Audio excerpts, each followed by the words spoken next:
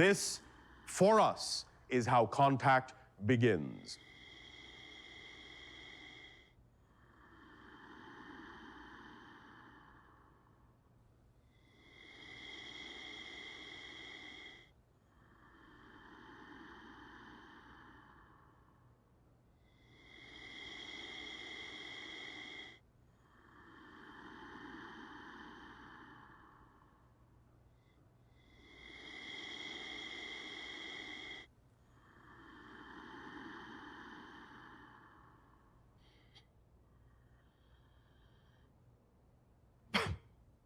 But I don't say good day to you this day of your time. How are you all?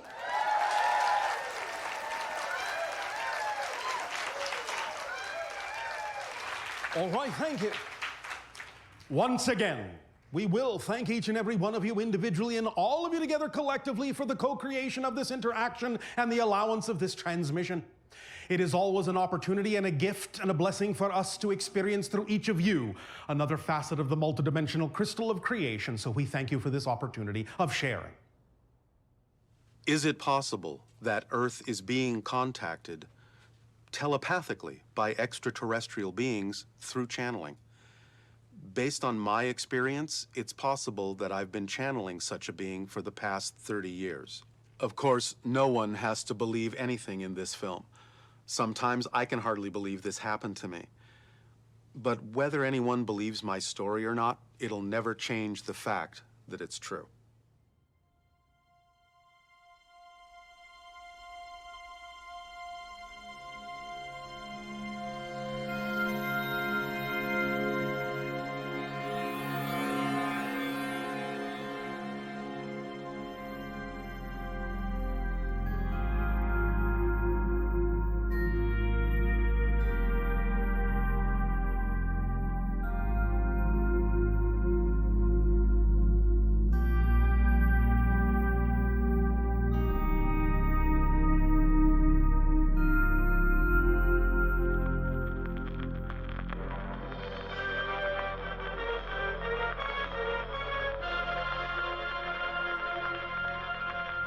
First contact between Earth and extraterrestrials has been imagined in literature and cinema for generations, usually in scenarios that depict our fate with blood-curdling terror.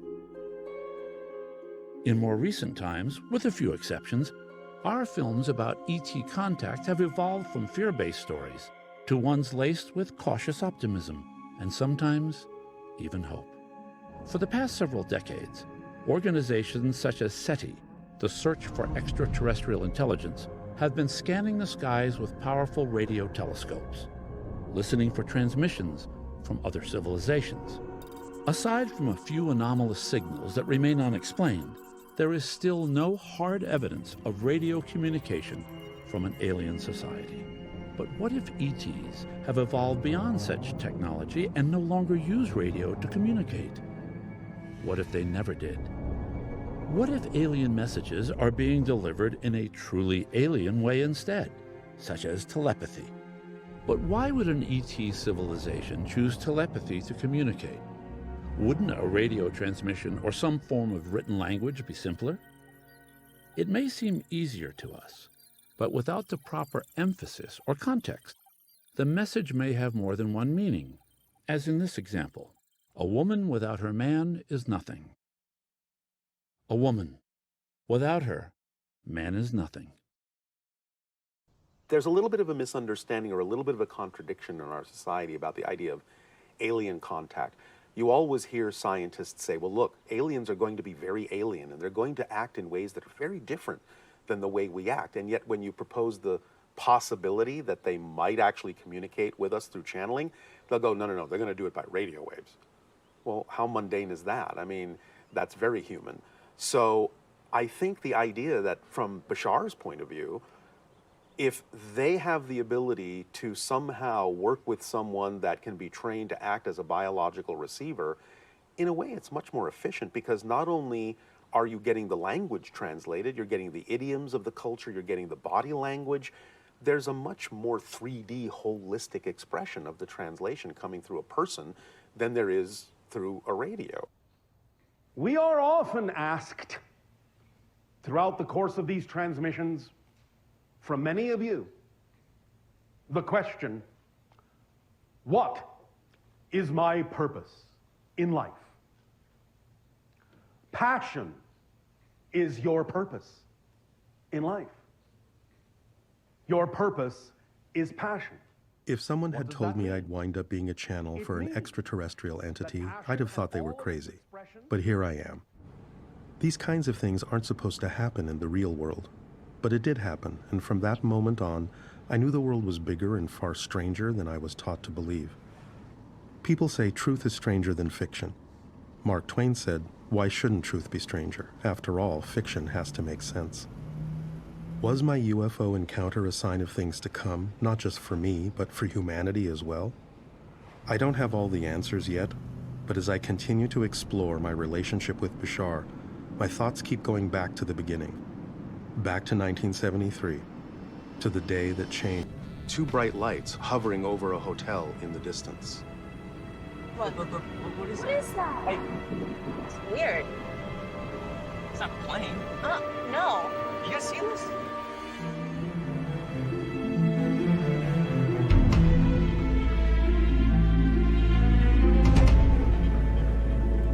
Oh my god. Look, guys, look. Look, there it is. Oh my god, yeah. Look at it go, look at it go.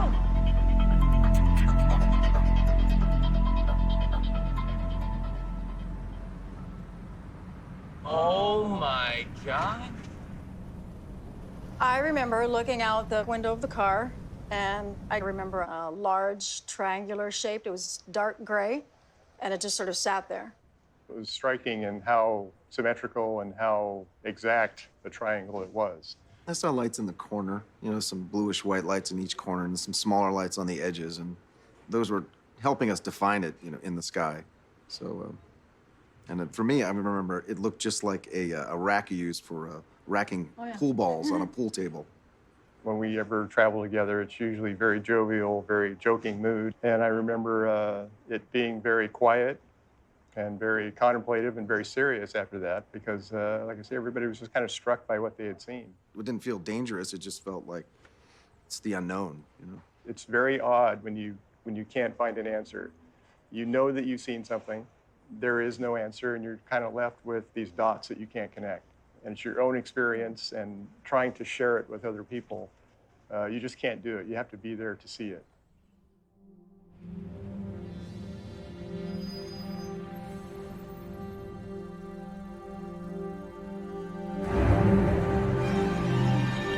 Hey, do you see? Oh my god.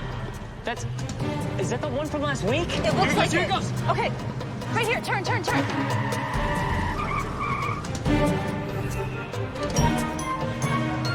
it is. I found it again. Okay, keep going straight.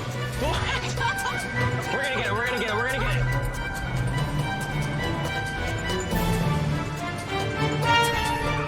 Stop.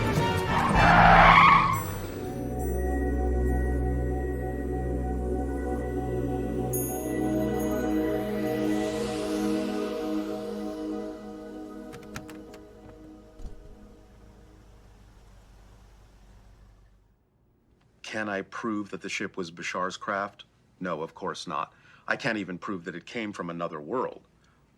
But if we have the ability to create that kind of technology, a ship that can hover silently and take off like a speeding bullet without any visible means of propulsion and without making a sound, then somebody has been able to keep that technology a complete secret from the public for the past 40 years since the sighting.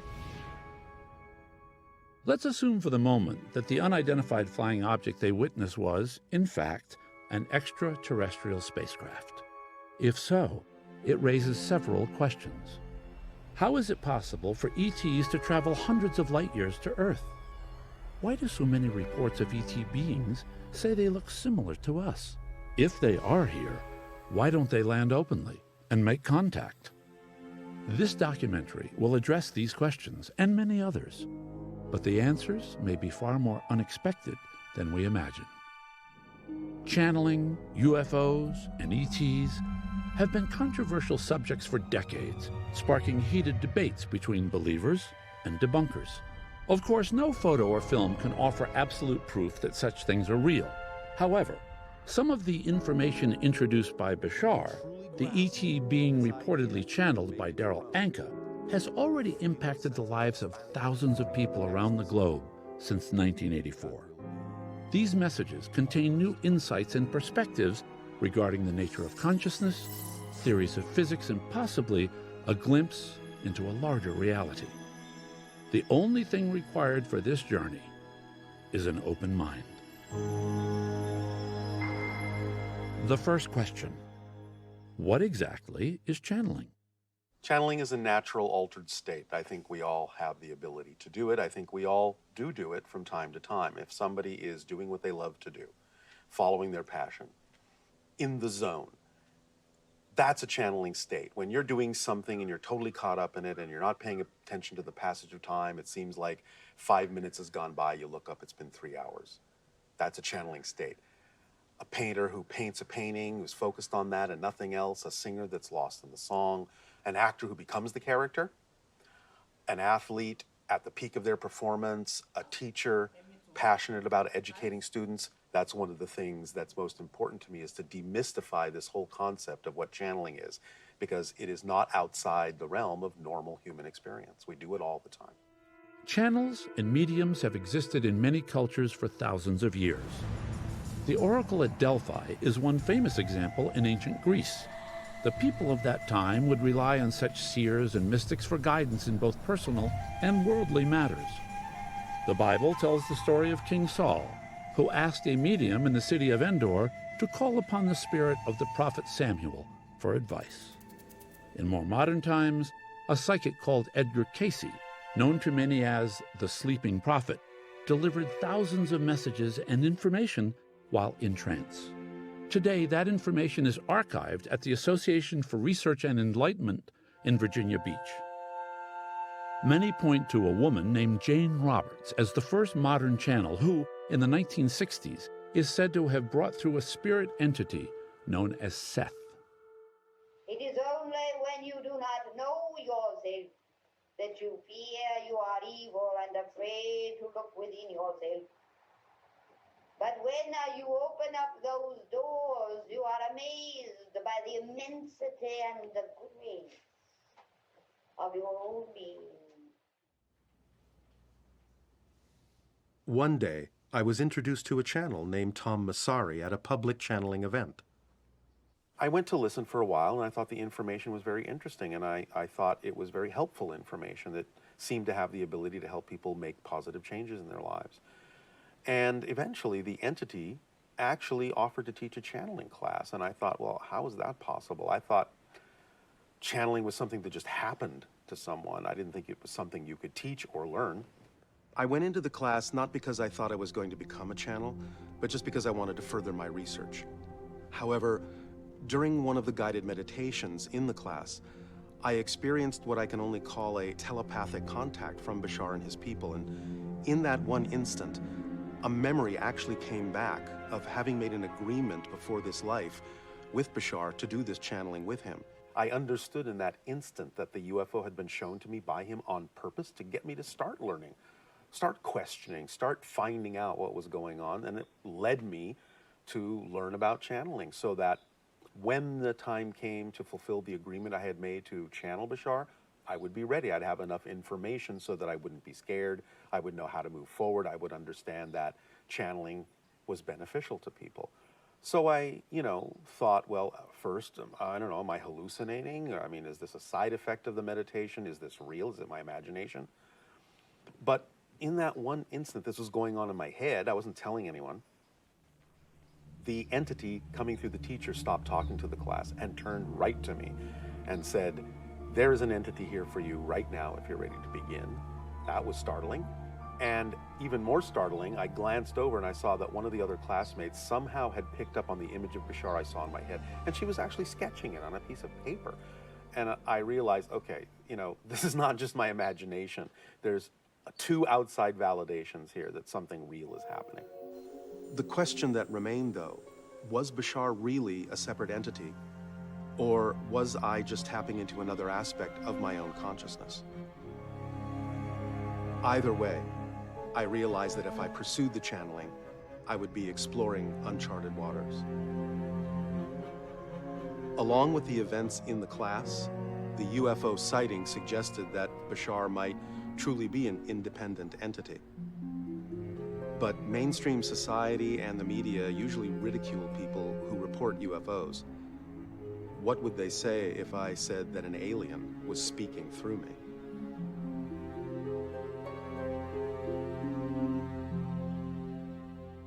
At the end of the class, I was approached by a woman named Margot Chandley, and she was writing a doctoral thesis on the connection between channeling and psychology. And I became one of the subjects that she studied for her paper. So she would invite me to her house, and she would invite friends over, and I would channel for them while she took notes in order to write her thesis. Well, the first week there were 5 friends, and then the next week there were 10 friends, and word of mouth started to spread that this was going on, and then there were 20 friends and 30 friends, and before we knew it, I had to start channeling twice a week to accommodate everyone, and eventually we had to start holding public events in order to handle the crowds, and word of mouth kept spreading, so eventually I found myself channeling in cities all over the world, and so really my public channeling career started in 1984 with Margot. Did I choose this path from a higher level of existence before I entered this life, as Bashar has proposed? When I think about it, there were hints and signs. Most were subtle, but one in particular stands out. When I was little, we lived in this old West Hollywood apartment building. One day, Dad was at work, Mom was in the kitchen, and I was playing by myself in the living room. Suddenly, this small, swirling whirlpool of light appeared and floated in front of me in midair. It just hung there. I remember being transfixed and feeling like it was some kind of window to somewhere else. I didn't actually hear a voice, but it felt like someone was sending me a message from the other side of the light. Looking back now, I wonder if that moment is where my journey really began. When Darryl first made his connection to Bashar and started to channel, it was a little challenging for him because of Bashar's intense energy. And as I watched Darryl work to get out of the way to let Bashar's energy come through, I realized that it was just Bashar's passion and excitement and bringing through the ideas that he wanted to share. But most of all, I loved his humor. I'm a member of SETI. Do you know SETI? Yes, we understand. Search for extraterrestrial. Here I am. Search over. What do you think is funny about us? What isn't? I'm such a dreamer. What does that mean? I dream of meeting my true love. You dream of meeting your true love. Look in a mirror. This question's a bit eccentric, but I was wondering, different. Bit eccentric? Yes. Because talking to an alien through a human is not eccentric enough. Do you have films in your reality? No, we just come watch you. Okay. Perfect. Before I started working with Bashar, I had a very traditional work life. I had careers in banking and finance, as a university professor, and also as a psychological counselor. In 1985, as part of my exploration of psychology, I happened upon a lecture being given by Bashar at an expo.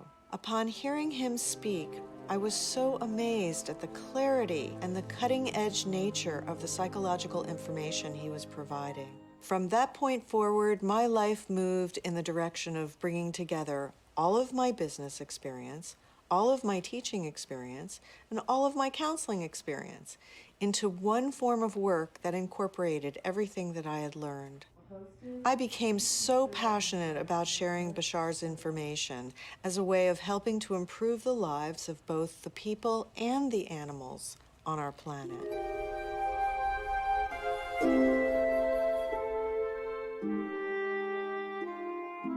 While it's possible for a channel to filter or color a telepathic message, I think the most important thing is to focus on the message rather than the messenger.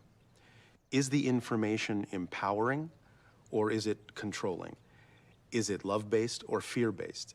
Is it integrative or disconnecting? Is it positive or negative? I feel that the bottom line is use the information that works for you, that speaks to your heart, and just leave the rest behind.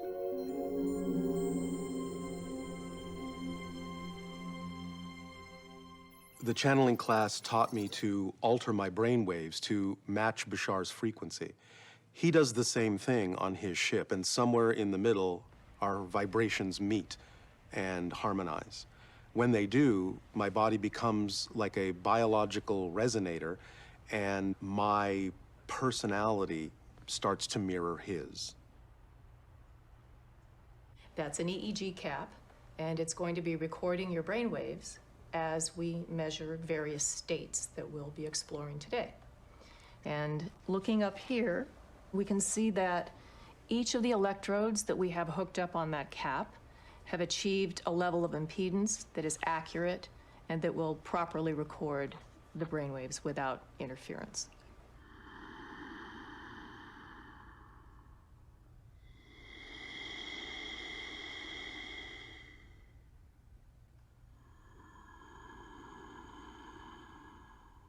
In the beginning of the channeling, the channel was capable of holding on to, shall we say, or bringing through the idea of about 1.5 to 2% of our energy.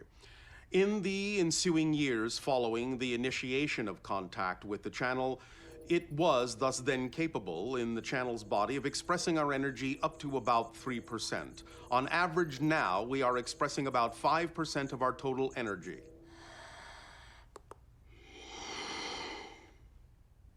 So we're looking at a picture of Darryl's baseline EEG.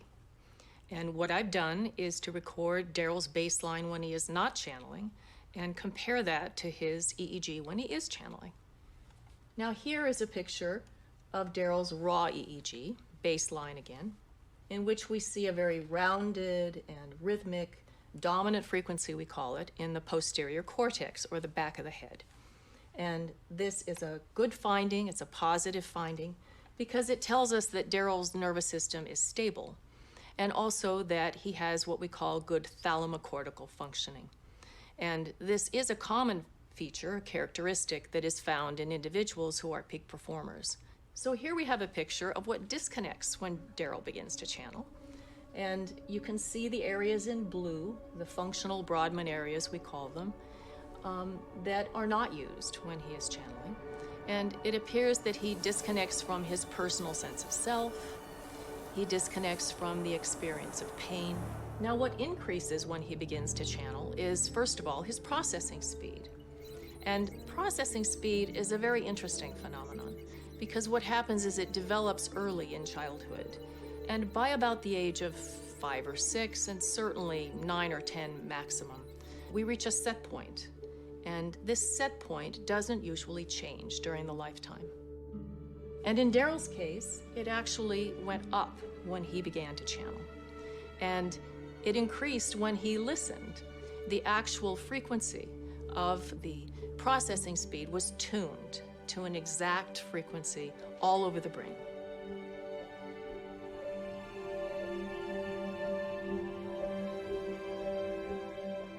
Now we're looking at Darryl's anterior cingulate while he's channeling.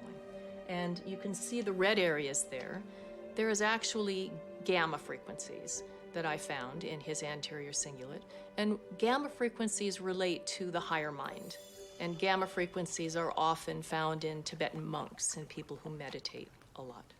To summarize sort of what I found here in Darryl's brain in comparison with the channeling state, he starts from a very stable resting state. And then he experiences changes that statistically less than 1% of the population would experience in the same way. He increases his processing speed.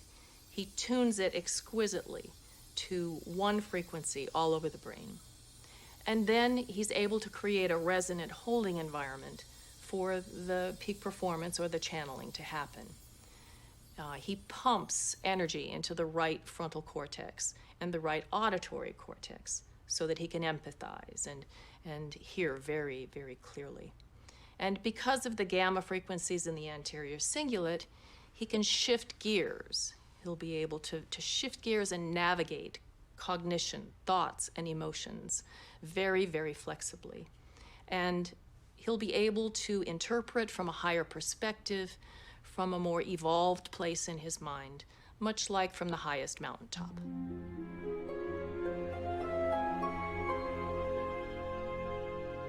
When I first started channeling, the process of shifting into the altered state took a little longer than it does now. My breathing changed, taking in more oxygen to support Bashar's higher energy.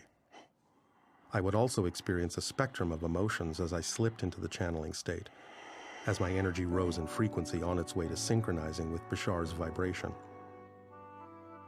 Flashes of anger, fear, and sadness gave way to hope, happiness, and love, at which point our individual vibrations would harmonize. There was a period of a few years where I stopped channeling to pursue my film career. But when I resumed doing sessions, I was nearly overwhelmed by the emotional reconnection to Bashar's energy, and a wave of compassion washed over me. I felt like I was coming home. Most of the experience is like being in a very dynamic, very energetic daydream. And it's like, I don't really hear the words in the same way that if someone is really deeply in a daydream and somebody calls their name and it takes them 5 times to hear, it's kind of like that. I know there's an interaction going on, but it might as well be taking place in another room, in another house, somewhere else. And I know this is getting translated for someone through language. I'm acting kind of as a biological translator. My energy is sort of taking on the personality of Bashar. It's not like he's in me, there's no possession in that sense. But I'm locking with his frequency like a tuning fork.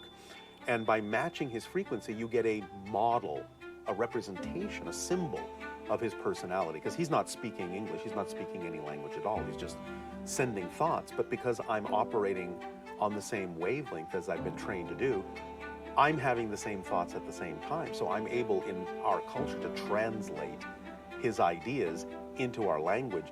I'm focused on these pictures, these energy patterns. When he's talking to someone, I see all the different patterns that represent who they are, what their beliefs are, what their hopes are, their dreams are. And he's tapping into all sorts of different sources of information. He's tapping into their higher mind, into their memories. He's tapping into higher source, other beings from his world, other worlds. He's tapping into whatever he needs to, like a switchboard, to bring the information through that answers the questions that they're asking. So I'm constantly feeling all these different energy webs and lines of information coming and going, like some sort of a galactic train station almost.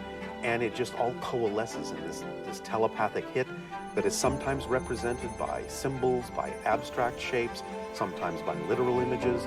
But it's just coming so fast and furious, and time is so collapsed for me that I can do nothing but just let it through and just sort of watch the show. And these things just kind of flow dynamically through me in such a way that I can't pay attention to anything else.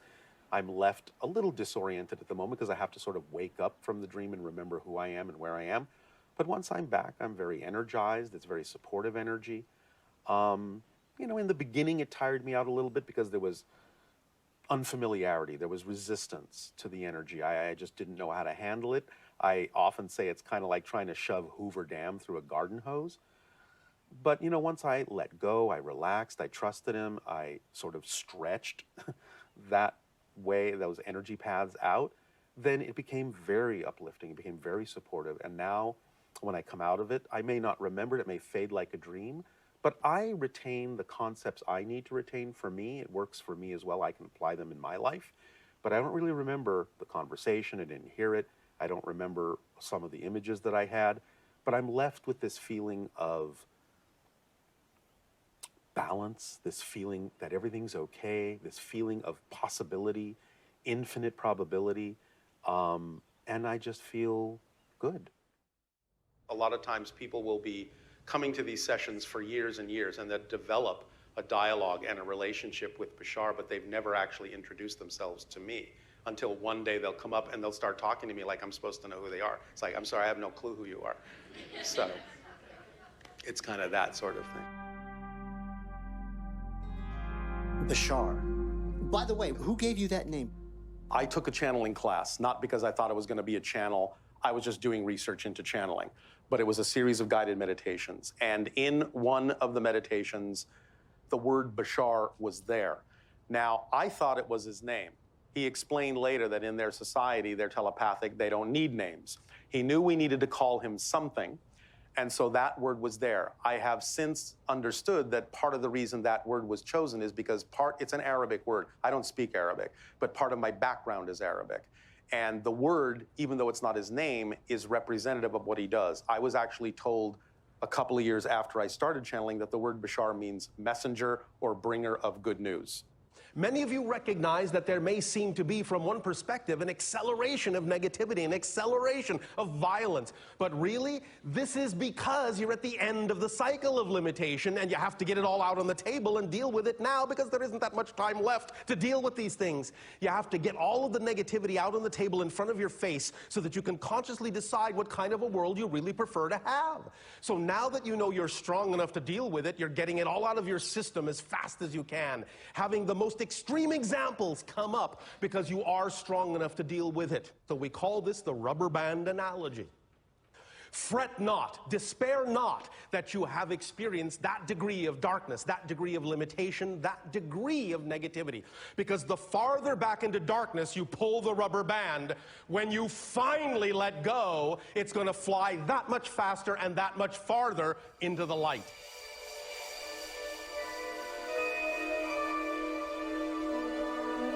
The reason that many scientists are skeptical of reports of encounters with extraterrestrials is that many of the witnesses describe them as being humanoid. The skeptics explain that in a universe as vast as our own, with so many planets unlike the Earth, the odds of alien life resembling us are incredibly small. And in general, they're probably right.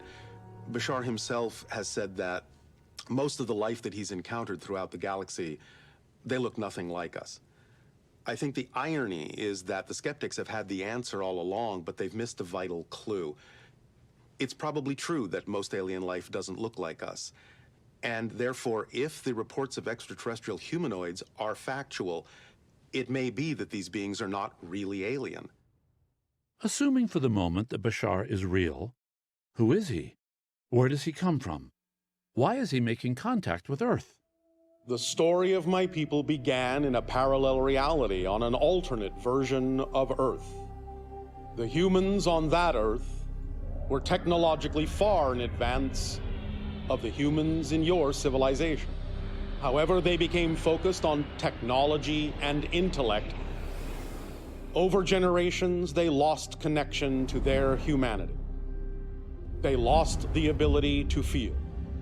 They even lost the ability to reproduce. They engineered love out of their lives. They accomplished great technological and intellectual feats at the expense of their emotions, their physical bodies, and their spiritual qualities, which they considered to be inferior. But in doing so, they slowly destroyed their environment. In a last desperate attempt to perpetuate their species, they moved underground and began to clone themselves, but discovered that their DNA was no longer viable. When the attempt to clone themselves failed, they genetically mutated themselves into the beings you know as the Greys, in an attempt to adapt to their dying planet. However, they realized that the only solution would be to find a viable source of human DNA and introduce it back into their genetic makeup. They used their advanced technology to shift into parallel realities, such as your own, where they knew that humans must still exist. But without emotions, they had no understanding of the fearful impact they would have as they abducted your people and extracted DNA in order to create our hybrid civilizations, which took centuries to complete. We were designed to bring emotionality and spirituality, vitality and balance back into the Grey civilization, to reconnect more fully with creation so their culture would never die out. Although many of your people experienced these encounters with the Greys traumatically at first, we are grateful that you chose to help bring our civilization into being.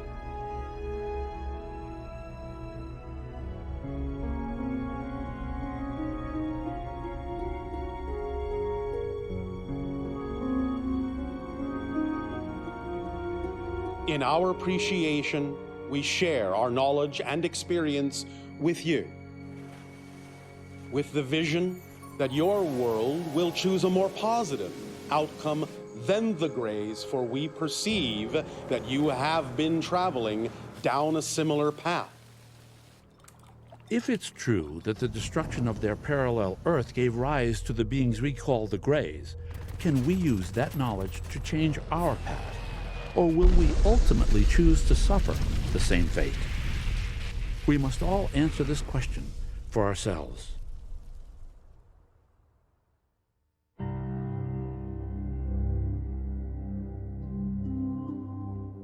While our civilization was being created, the Greys found a suitable planet in their parallel reality, and with the help of their advanced technology, they transformed it into our homeworld that became Ethasani.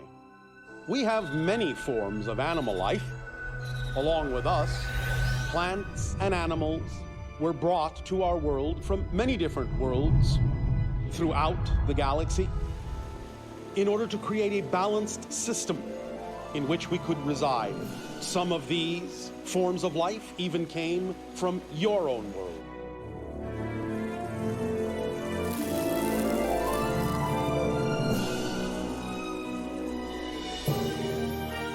Our world remains in a natural state. We do not build permanent structures on the surface.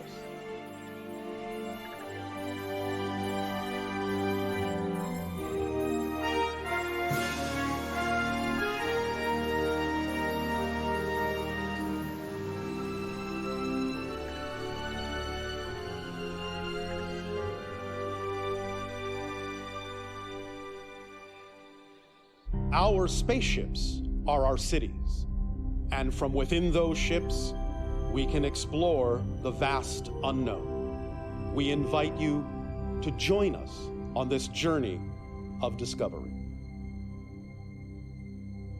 Considering the vast distances between the stars, how would ETs travel from one system to another so quickly? Many scientists still believe there's no way an ET could get to Earth in a short amount of time.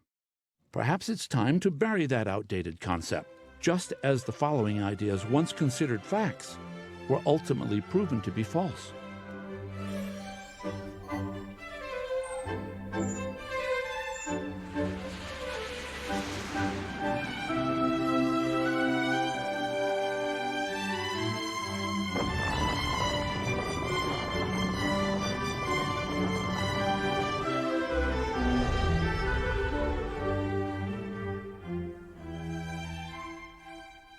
The concept of faster-than-light travel is no longer as far-fetched as it used to be. Scientists like physicist Miguel Alcubierre and NASA engineer Harold Sonny White have developed a model for a Star Trek-like warp drive that would warp the fabric of space and propel a ship to the nearest star in under 2 weeks, rather than the thousands of years it would take with our present rocket technology. A civilization 1,000 or even a few hundred years ahead of ours could already possess such technology.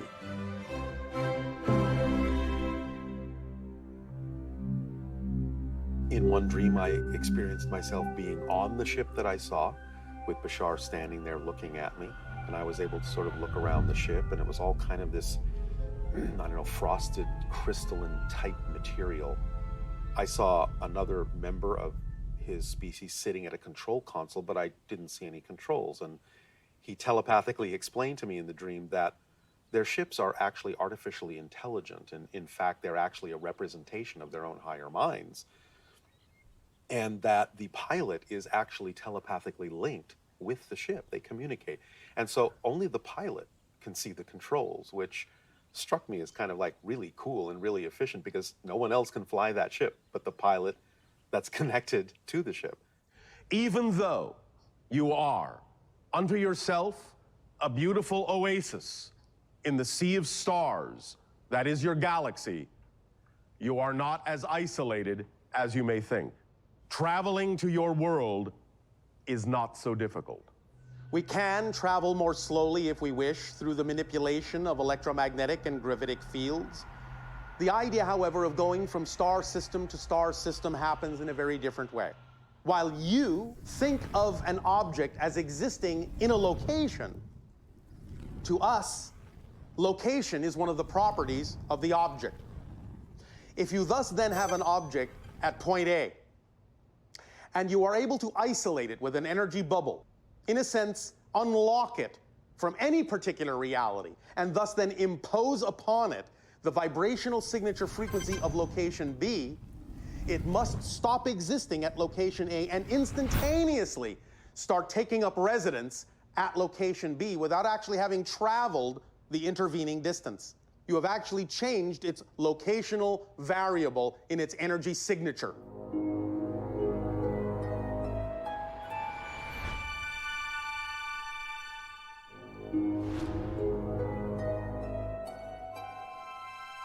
If this is an accurate description, then an extraterrestrial civilization with this technology would be capable of traveling light years in the blink of an eye.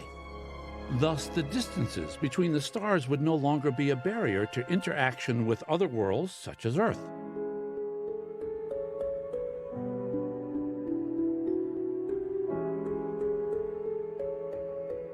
To some degree, we've addressed the first two questions about Bashar, who he is and where he comes from. But the answer to the third question, why is he here, could herald one of the greatest events in human history: open contact with a civilization from another world. I just hope to God they're friendly, and I hope we could communicate and become friends.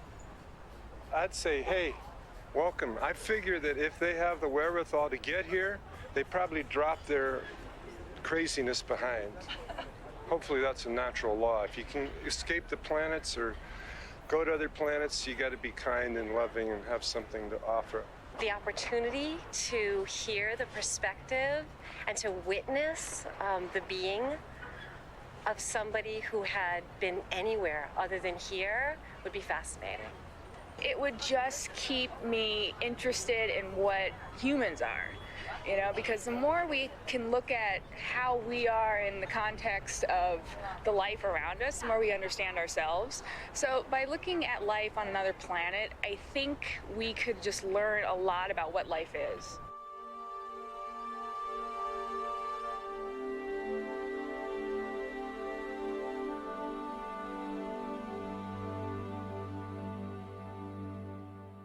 We do not mean this in a judgmental or negative way. We are to some degree joking a little bit. But why would we want to land in an insane asylum where all the inmates have guns? There have been occasions when people in your society in these interactions have said, Bashar, I know I'm ready. I'm ready to meet you today, right now.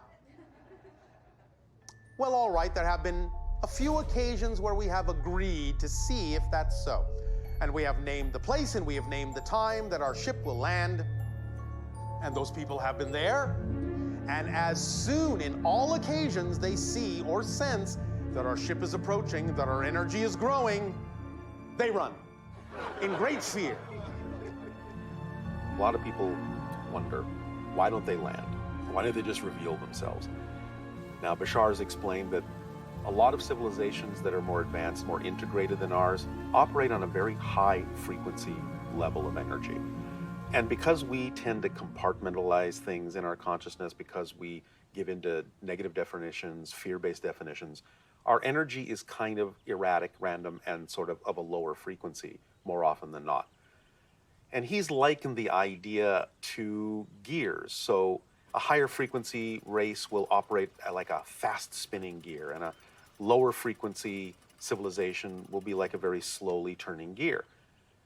And if you jam those two gears together too quickly, you'll strip the gears. they have to be more synchronized before you can put them together. So basically the way Bashar showed me this is, in a dream I saw his ship land, and I saw him get out, and I saw him walk toward me. And as soon as he got, I don't know, maybe 10, 20 feet away, I actually suddenly lost my identity, and I saw my body through his eyes as if I became him, as if I was absorbed by him. And he said, see, that's why. It's like our energy is so much more overwhelming at this high frequency than yours is, that it can actually overpower your sense of identity. You're not fully integrated enough to sort of hold your own. So we are delivering information to you in the way that we are so that you absorb it at your own rate.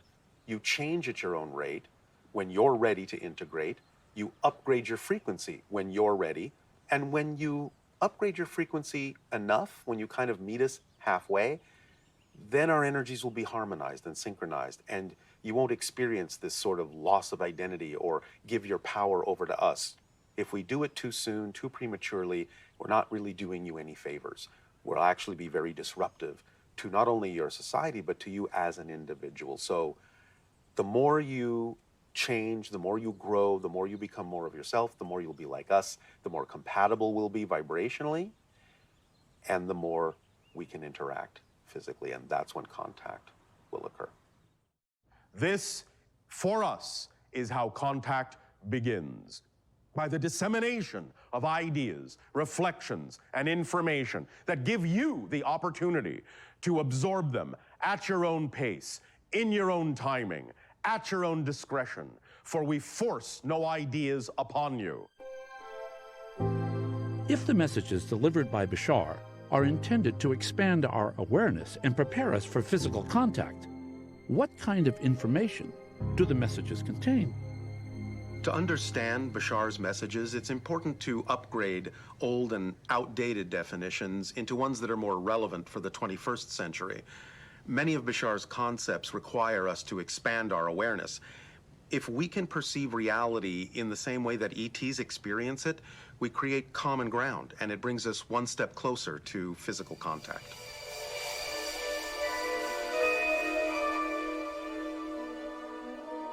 The foundational information is what we have referred to as the 5 laws of creation. The 5 laws are: you exist. Number 2, everything is here and now. Number 3, the one is the all, and the all are the one. Number 4, what you put out is what you get back. And number 5, everything changes except the first 4 laws. They're not the laws of physics, which can change from dimension to dimension. These are the laws of existence, the very definition of the structure of existence, which is true for everyone, everywhere, in every reality, at every time, throughout creation. They never change. Every experience any of you have ever had, are having now, or will ever have, is some combination of those 5 laws. Once you understand with clarity that foundation, you will understand exactly how existence works. You will understand exactly how to create the realities that you prefer.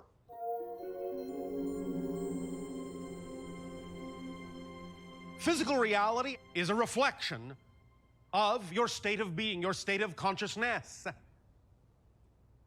There really is nothing outside of you. You're not really in physical reality. Physical reality is within you. It's within your consciousness. It is a concept that you are experiencing of yourself from a certain perspective. However, we understand that the way in which you have chosen to experience your particular dimension of physical experience is as though you are within a realm of space and time, as you call it, where you have taken your energy, the high frequency energy of your spirit nature, and in a sense have lowered that frequency, crystallized that frequency down into what you call the experience of physical reality.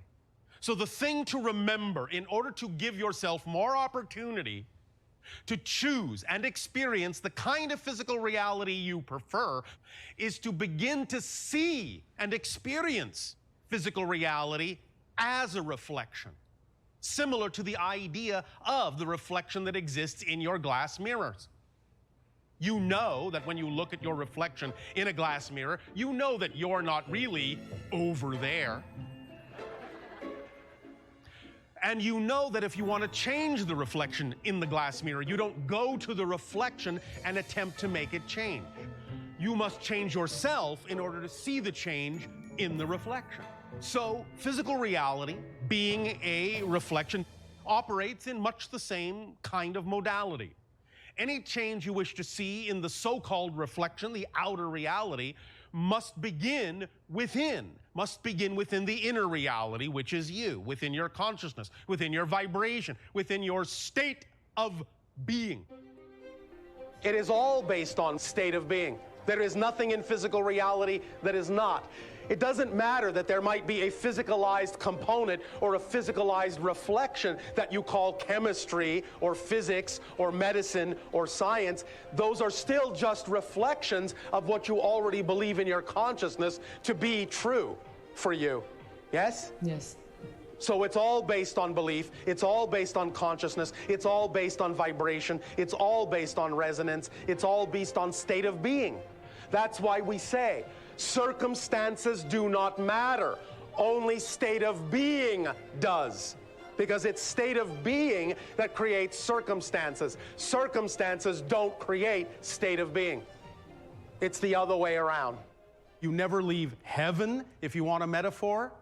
You never, ever, ever leave that state. That's your natural state. You are all only dreaming that you've left. But you're still there, having this dream there. You understand? You've all gone to sleep in heaven and are dreaming you're in hell.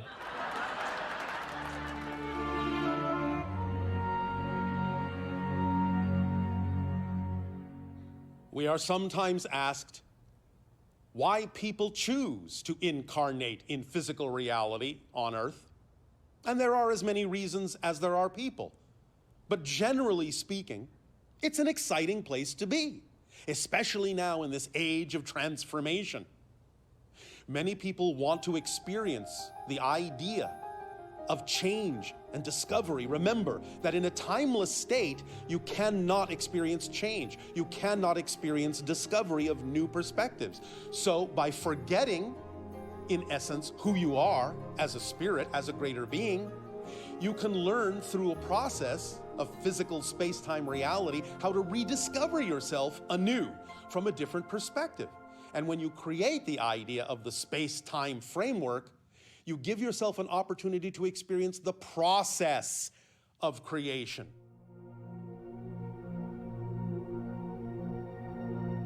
Time is, in a sense, an illusion, even though the experience of time is real.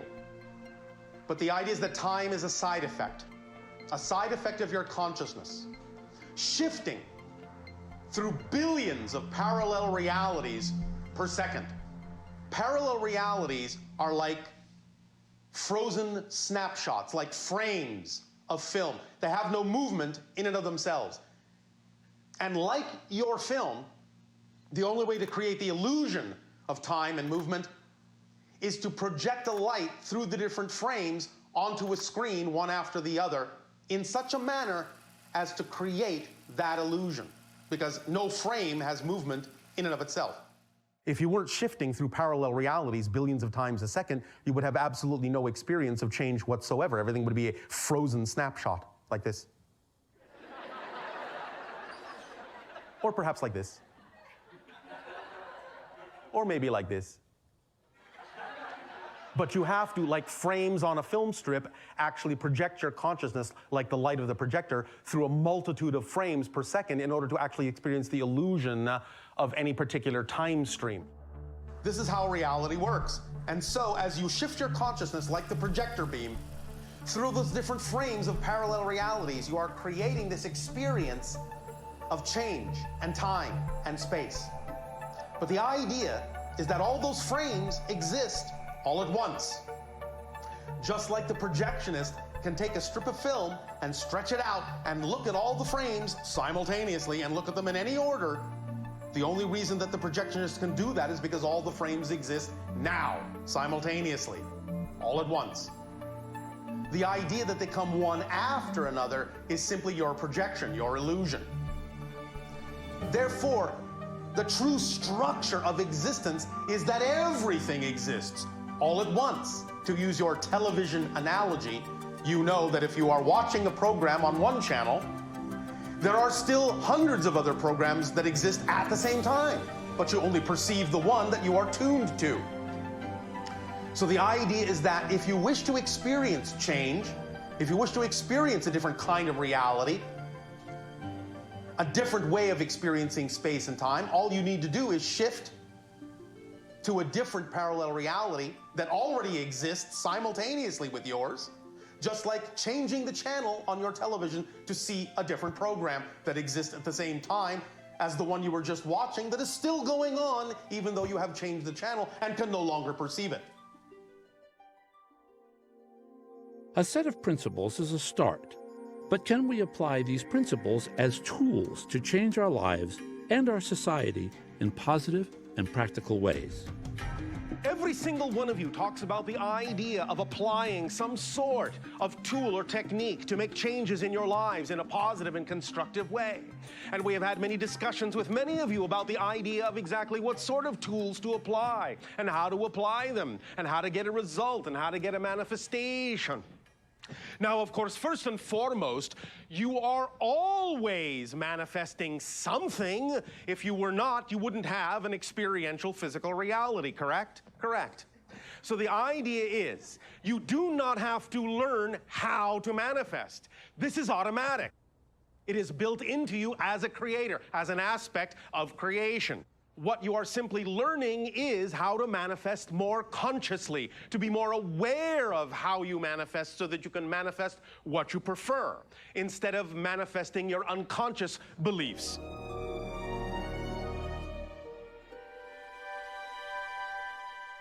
Passion and all of its expressions, excitement, happiness, joy, creativity, love, are all different ways of expressing the vibration of your true natural self, what we call your signature frequency.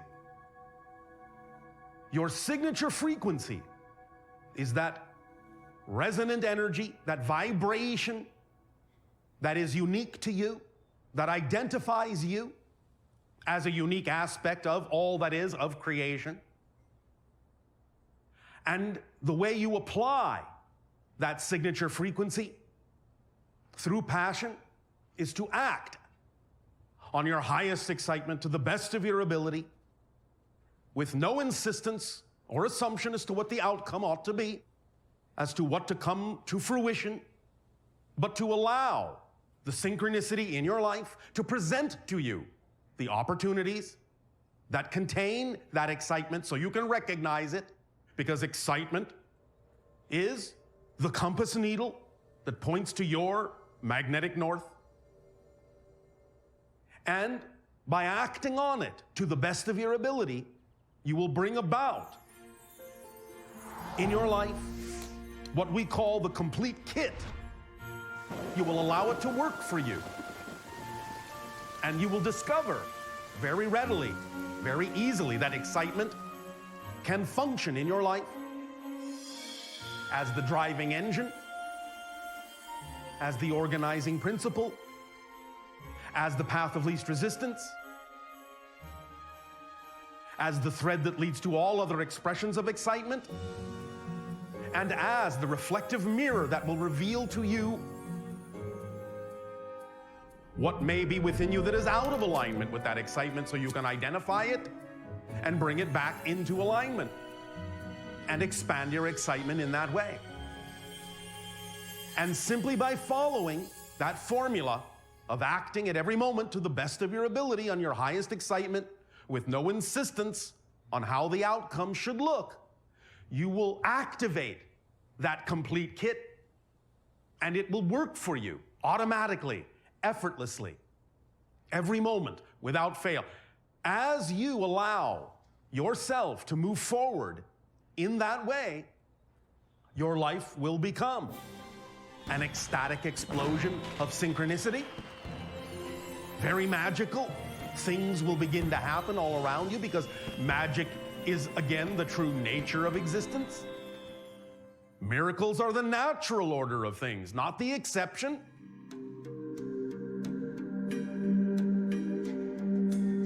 Remember, no situation has built-in meaning. Everything is fundamentally neutral. Life is meaningless. You're the one that's designed to give life meaning. If you give situations a positive meaning, you will get a beneficial positive effect. If you give them a negative definition, you can only get an effect that is representative of negativity, such as struggle, strife, difficulty, and obstacle. You only see it that way because you're defining it that way. Change your definition, you'll experience things in a very different way. That's how it works. What you put out is what you get back.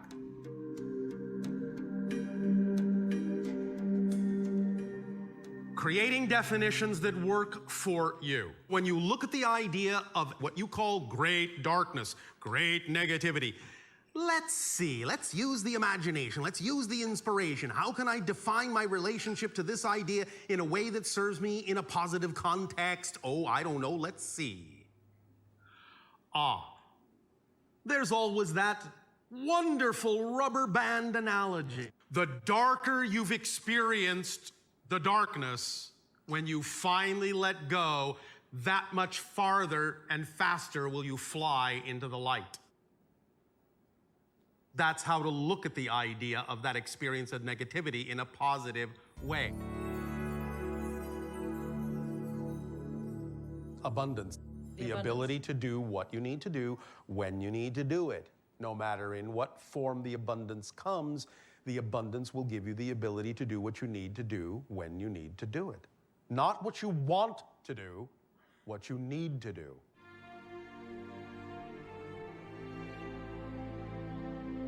Consider these statements. I lack trust. I lack abundance. I lack confidence.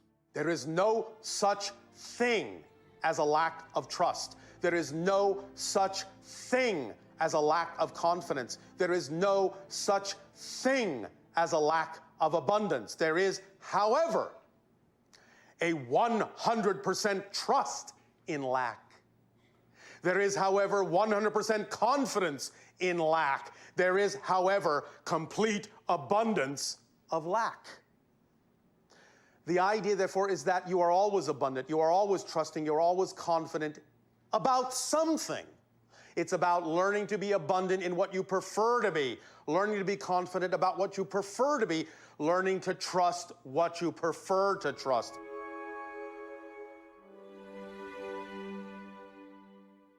It is now all the rage on your planet, the law of attraction. And while it is true, in a sense, that yes, you cannot experience something that you are not the vibration of, and that you really do need to operate on a frequency that is representative of what it is you wish to attract, there is a little bit of a misunderstanding in exactly how this so-called law of attraction actually works. Because again, it's giving you the impression in the way that you've been framing it that you have to learn to generate that frequency, and you don't. You already generate the perfect frequency to attract everything that is truly necessary in your life. Many of you, because again of the way you've been taught to define things in your physical reality, have this kind of a picture in your head that when you vibrate in a certain way, you are attracting something from somewhere else to here. And that when you release something else, you are releasing it, so to speak, from here to somewhere else. Well, of course, many of you now understand that everything exists right here and now. It's not really coming from anywhere else or going to anywhere else. It is, in a sense, simply being rearranged as a ratio of energy, as a balance of energy, as an equation of energy within the consciousness that you are. So the way that this law of attraction and manifestation actually works is to recognize that you are already giving off, already radiating a core signature vibration. And that core signature vibration is already doing everything it can possibly do to attract everything that is representative of that particular frequency. If the things that are representative of that particular frequency are not manifesting in your life, it's not because you're not attracting them, it's because your beliefs are keeping them at bay. So it's not that you have to learn to attract them, it's that you have to learn to let go of vibrations that are not compatible with your core frequency, that are keeping those things from getting to you, from manifesting in your reality. And conversely, all the things that are not compatible with your core vibration are doing their best to get as far away from you as they possibly can. The only reason they may not be is because you're holding on to them and not letting them go. So the law of attraction is really not necessarily about having to learn to attract something. The law of attraction is really all about letting go and letting in. That's really all it's about. It's about being yourself, living in the moment, being your true vibration, and then allowing the things that are representative of that vibration to manifest in your life physically. The excitement that Bashar generates when he comes through and captivates an audience is most heartwarming. His impeccable timing and his ability to get to the root of a questioner's issue is quite extraordinary. Time after time, I see people have profound life-changing experiences as they hear Bashar explain that it's okay to be your true self and to act on your passion. It's really fascinating to see all the positive ways that Bashar's messages have impacted people's lives. One of the results of acting on your passion is an increase in positive synchronicity, where everything happens in perfect timing. I got into the film industry specifically because I wanted to work in miniature effects for sci-fi films, for action films. This was very exciting to me. And I went around knocking on doors, but I couldn't really find an opening. Just about that time, Star Wars came out, and I went to see it, and it completely blew me away, like it did for so many people. And I knew that once I saw that film, I really had to get into the business. One day I was reading the newspaper, and a local theater that was playing Star Wars said if anyone will come down to the theater and help them handle the tremendous lines, they would hire that person on the spot. So I ran down to the theater and got the job because I figured if I was an usher at the theater while helping them handle the lines, I could watch the movie as many times as I wanted to and really study how they did those effects. One day, out of all of the 3 months that I worked at this theater, I took tickets at the door for one 20-minute period. One of the technicians from Star Wars came to the theater to see the movie. I recognized him and struck up a conversation, and he was responsible for getting me an interview that allowed me to get hired at a special effects company. If I hadn't acted on my passion, I never would have met him, I never would have made the connection, and I never would have gotten into the industry that way. Following your excitement and acting on your highest joy shows you how all things are connected and leads you down the proper path to allow synchronicity to occur and manifest your dreams. It's also interesting that following my passion to work in the film business, before I even knew about Bashar, has given me the skills to blend filmmaking and channeling in order to present this information in a broader way than ever before. Bashar says everything is an orchestration, so I've come to understand that the choices I made are part of my agreement with him and may be part of a larger plan leading to first contact. Some people will recognize me out in public and they'll call me Bashar instead of Darryl. It's kind of funny, but it's also kind of endearing. Who knows? Maybe answering to that name will help me become my own version of him, which is really just another way of saying that I'm becoming more my true self. I feel like Bashar represents what we could all become. We often say we're only human, but maybe we're not yet. Maybe we don't really know what it means to be fully human. Perhaps Bashar is showing us how to express our humanity more fully.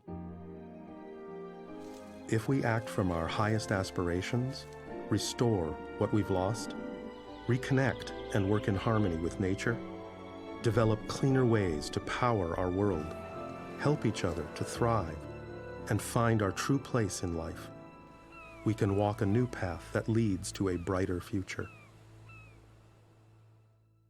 Contact is an ongoing experience and part of the natural evolution of you as a species from what you may loosely call Homo sapiens to Homo galacticus.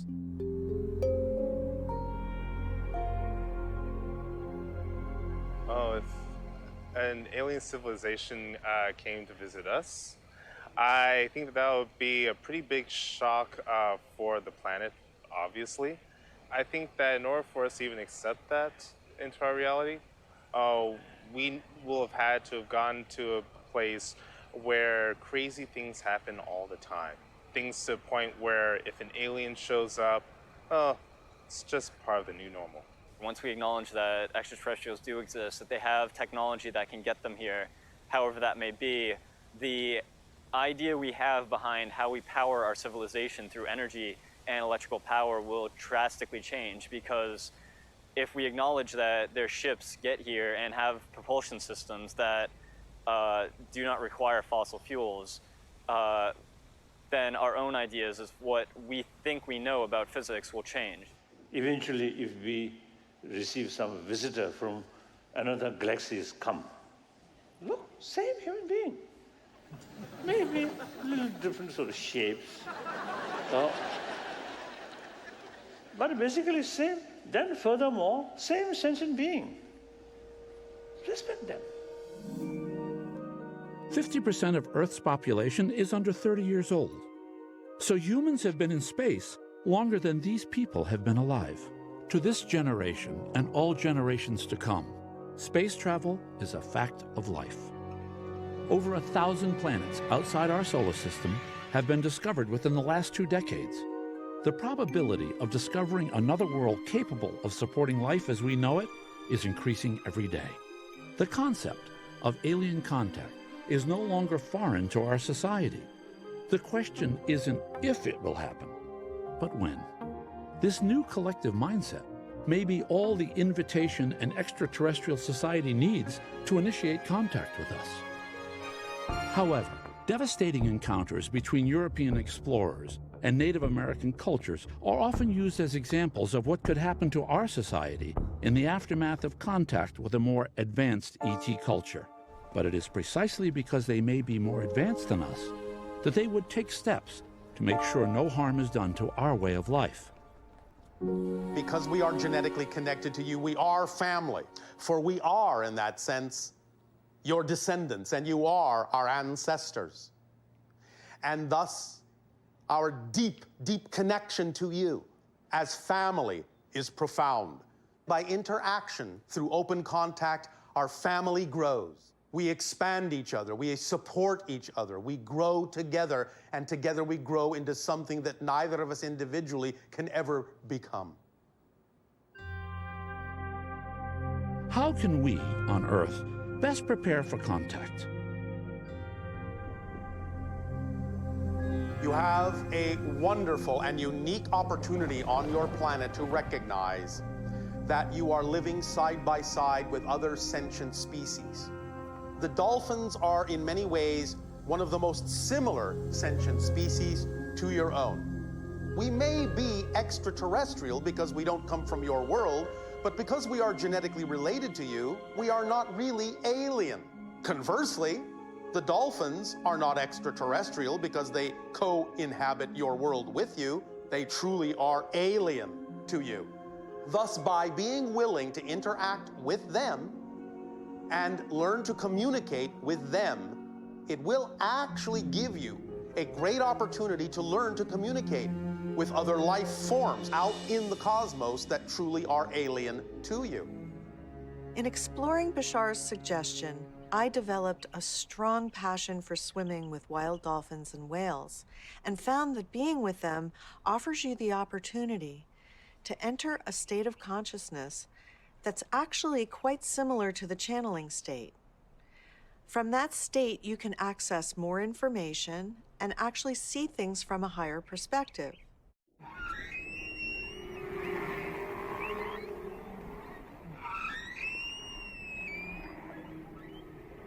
But do dolphins and whales possess actual languages, Some researchers are beginning to think so.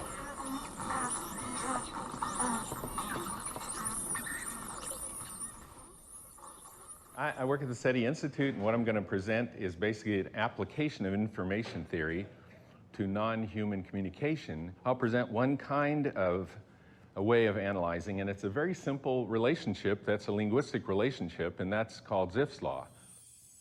A linguist in the early 50s basically decided to plot the frequency of occurrence of different letters in books. And he plotted the log of the frequency of occurrence in rank order, in other words, first, second, third, fourth, and so on. And he said the frequency of occurrence of the letter E is the most.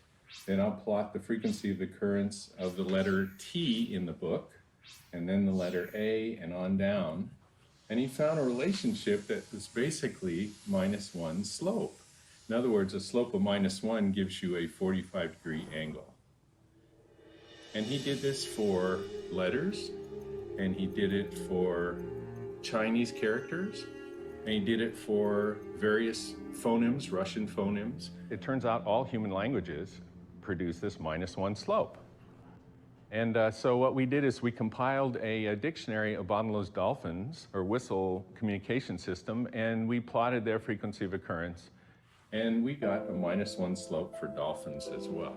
And then what happened was 2 baby dolphins were born at Marine World, and we recorded them with my colleague Brenda McCowan. For humans, when babies are born, they babble, and they produce kind of a shallow slope. And it turns out that the baby dolphins were babbling as well. They landed right on top of human babbling. And as they grew up, after about 12 months, they had this -1 slope. So in other words, we determine that baby dolphins are born babbling and then learn it as they grow up. Based on this information, dolphins have a language.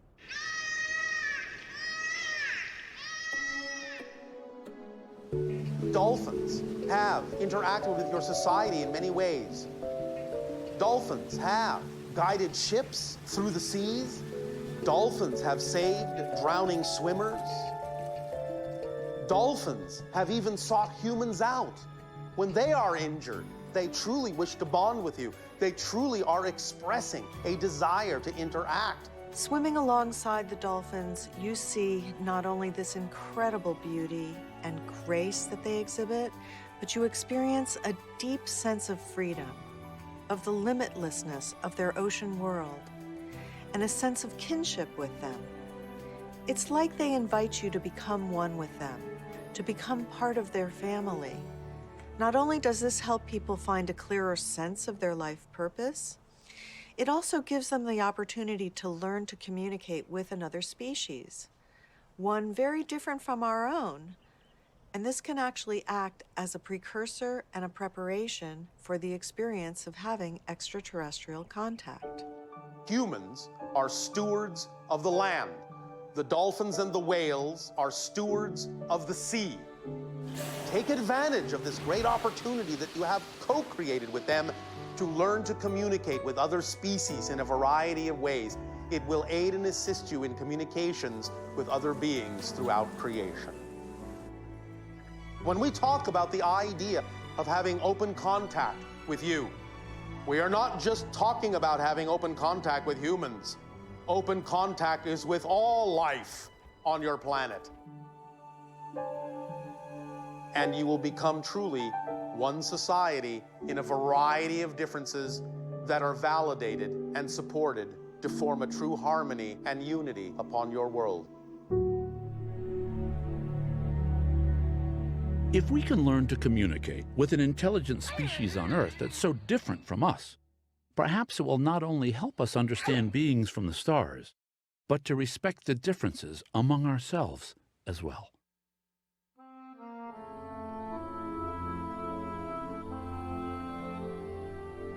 Over the course of my interactions with the public, people have reacted to the channeling in various ways. Some think I'm imagining all this, or worse, making it up. They say truth goes through 3 stages. First, it's ridiculed. Second, it's violently opposed. And third, It's finally accepted as self-evident. The fact is, I'm just an ordinary person who experienced something extraordinary. I think these people don't understand my experience because they've never had such things happen to them, so they believe they can't happen to anyone. When people come back to me and say, you know, I applied this information the way Bashar told it to me, it solved this problem, it cleared this thing up, it gave me a whole new perspective, it allowed me to feel like I was in control, it allowed me to experience the outcome that I really preferred to experience, I mean, that's very gratifying. And it tells me that this is real on that level.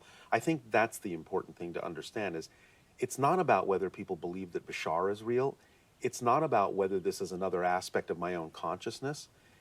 Is the information real? Can you prove that it works? And yes, you can. I've applied it in my life and gotten amazing results. Other people keep telling me that they've applied it and it works for them. It changes things in very positive ways. They see more synchronicity in their life.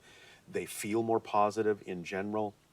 They do better at what they do. They're following their passion more often and living happier lives. The concepts that Bashar brings through make you think. They make you question your life, question what reality is.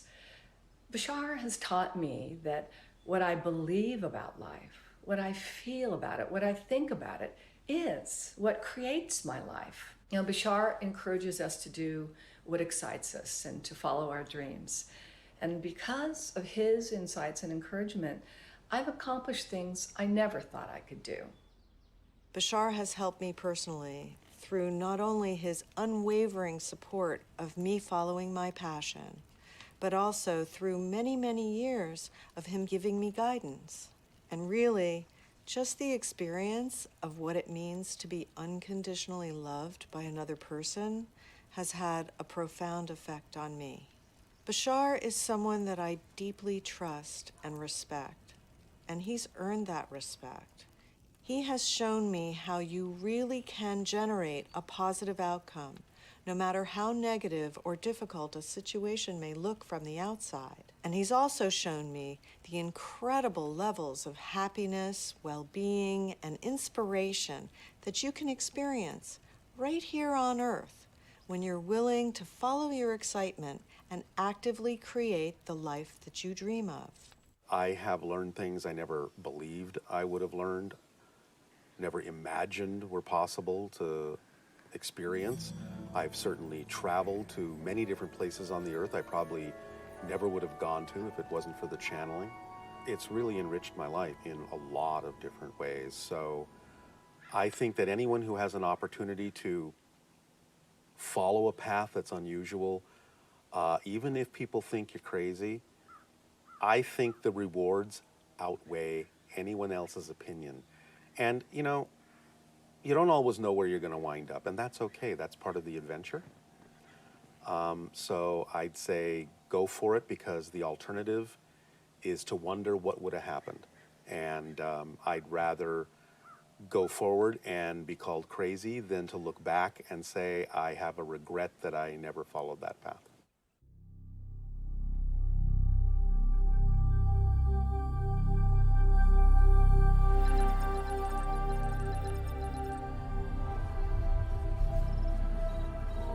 Bashar has explained that contact will happen in stages over time so that we're better prepared, and that one day, when we're ready, open contact may look something like this.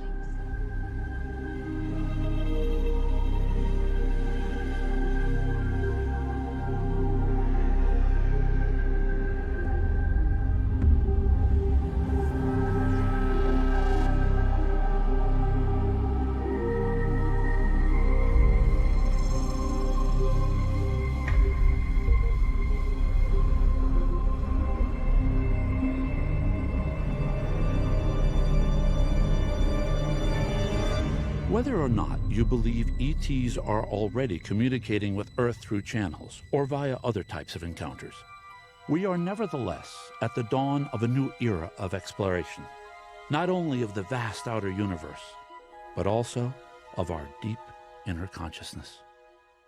If Bashar and other ETs are in fact real, two questions remain. When is open physical contact likely to occur? And will we be ready when that day comes? You are going to make a discovery whereby your people will know that it is a fact that extraterrestrial life exists in some way, shape, or form. But no matter what that form may be, that will change the mindset that will make open contact from an extraterrestrial civilization with your world most probable between your years of 2025 to 2033. There have been, from time to time, certain encounters. Not everything that you may see is a ship. Not every experience that may seem to be otherworldly is necessarily representative of us or those like us. As far as UFO sightings go, the primary ones that you need to recognize are the sightings that you have called the Phoenix Lights over your Arizona area. Similar craft were spotted in the area you call your Hudson Valley on the east coast of your United States. And waves of triangular craft were spotted in the area you call Belgium. They have showed you their craft, and they have gauged the reaction. So far, the official reaction has been mostly one of denying it ever happened.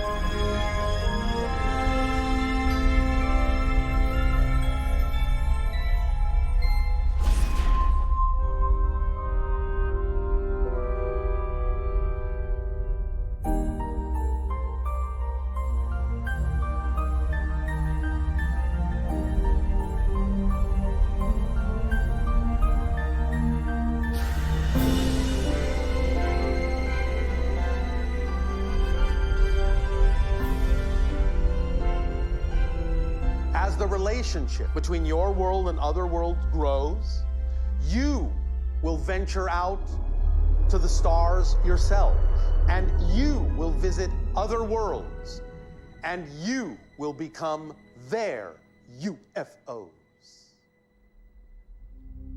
It has been a kind of a misunderstanding in certain cultures on your planet that the idea of having a unified world, a harmonious world, means that you all have to be homogenized.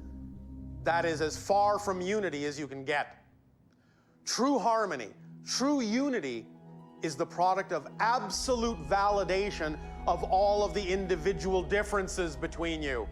Because each of you was made to be a unique piece of the puzzle. And like a piece of a puzzle picture, if you are the shape you were made to be, then you will fit with all the other unique shapes and together form one big picture that will support all the pieces, even as the pieces support the whole picture. So if you just relax into the true unique self and validate all the differences between you fully, then you will all see that you are like different notes of an orchestration. You will all fit and play a beautiful song that will surround your world. And in that bubble will you find the harmony and unity that you seek. For centuries, we've asked the question, are we alone? If something as impossible as an encounter with a UFO can happen, then I feel the universe is more mysterious than I imagined and that maybe anything is possible. I've learned that contact isn't just about people from other worlds coming to Earth in the future. It's much bigger than that. I believe the experience of contact is part of evolution itself. By shifting to a higher state of awareness through channeling, acting on my passion and being open to new definitions of reality, I've come to realize that beings from the stars have always been here. The truth is, we've never really been alone.